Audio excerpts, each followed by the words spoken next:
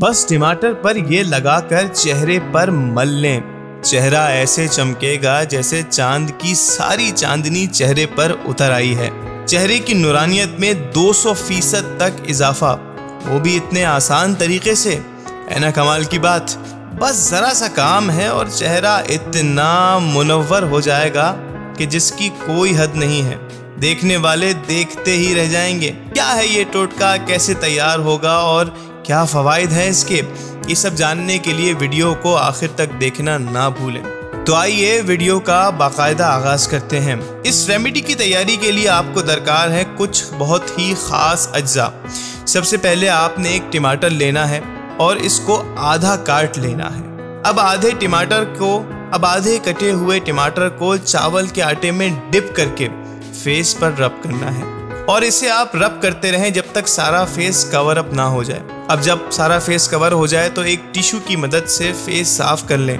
याद रहे फेस धोना नहीं है। अब एक बोल में 1 टेबलस्पून फेयर एंड लवली ले लें।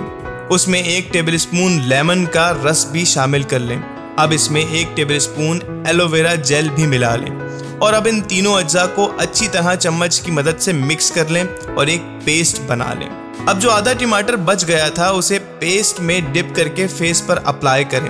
अच्छी तरह अप्लाई करें, इस तरह के चेहरे पर लगाएं और कोई हिस्सा बाकी ना रहने पाए। कुछ देर लगा रहने दें और कुछ देर बाद चेहरा धो लें।